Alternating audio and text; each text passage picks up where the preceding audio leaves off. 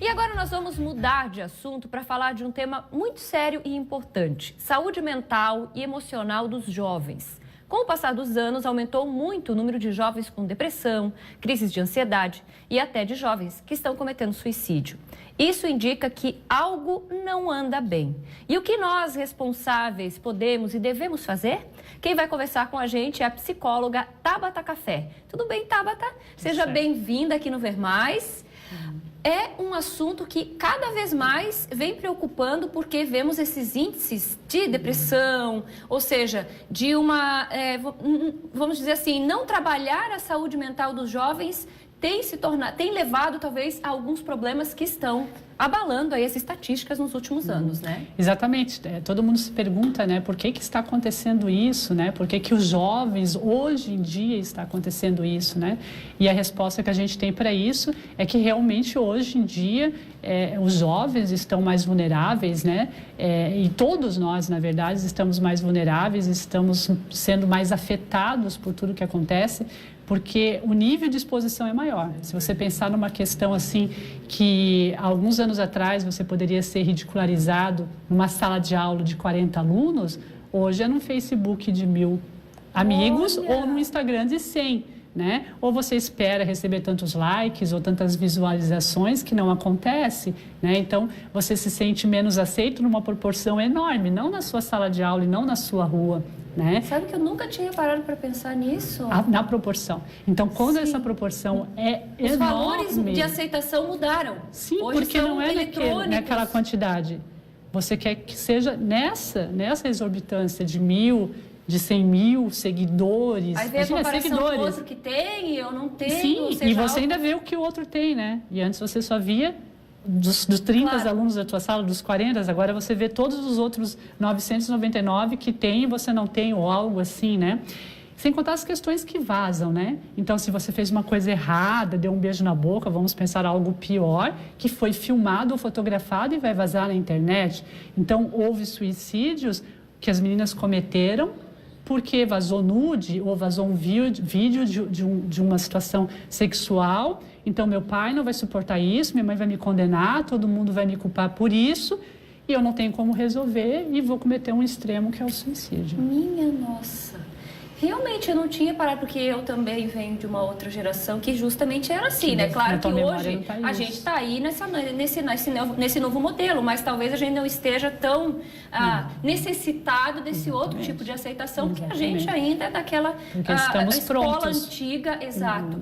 E o que fazer, Tabata? Pais, responsáveis e até próprios jovens que estão nos assistindo agora. O que fazer para tentar modificar, ou seja, como trabalhar essa situação para que não venha a depressão, para que tenha mais saúde mental, emocional, ou seja, que volte aquela alegria de viver dos jovens. Exatamente, Cristina, daí é o que você perguntou, né? O que fazer para ter mais saúde mental? Então, se você está mais afetado e mais vulnerável, a ideia é se tornar mais resistente, né? Ou mais forte. E o jovem, ele não está pronto ainda, né? Ele ainda não tem freios para segurar uma atitude extrema, porque ele sempre acha que não tem solução. Então, primeiro que você tem que indicar que existe, sim, soluções para tudo.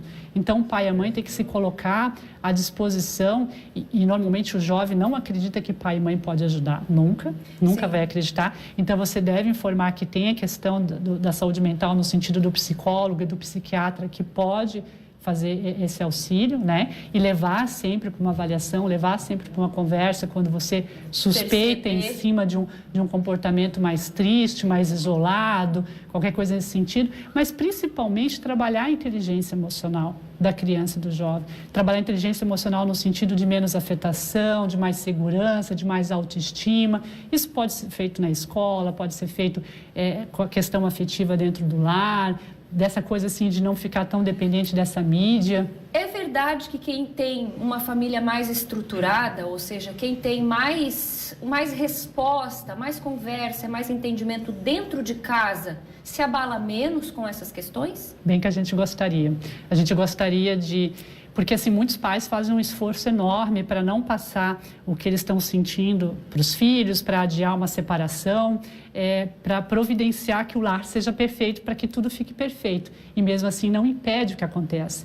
Porque é o que eu te disse, existe uma exposição lá fora. Então, você pode fazer tudo certo e mesmo assim o seu filho ainda pode demandar uma situação deprimida, um estímulo negativo de fora, porque ele está exposto a tudo isso. Então, na maioria das vezes, não é culpa de um lar desestruturado. Tentar tudo o que puder, tudo mas que está ao seu alcance. Não significa que vai ter sucesso naquilo que... Exatamente. Ou seja, eu preciso ir além, observar como é que está o comportamento, observar as redes sociais, conversar com meu filho, minha filha, né? Ou com aquela criança. E principalmente buscar recurso, né, Cristina? Porque, por exemplo, aquele seriado terrível dos 13 motivos, o que ele conseguiu foi fazer um desfavor, um despropósito, que mostrou justamente que não foi procurado auxílio correto, que é o auxílio de saúde mental, que é a questão da psicologia, da psiquiatria, da psicopedagogia.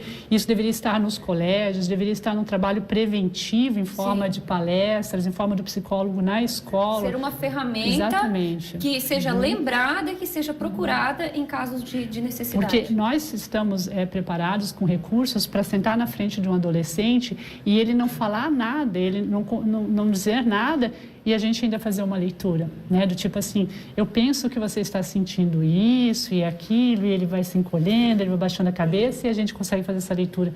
Mas eu tenho 21 anos de experiência e tenho todo o entendimento do comportamento psicológico para poder fazer isso, né? Sim. Então, se os pais buscarem esse recurso, eles vão estar mais preparados. E tem um fator bem interessante, o adolescente, ele precisa ser assistido individualmente. A questão coletiva é complicada, porque ele fica acuado, constrange.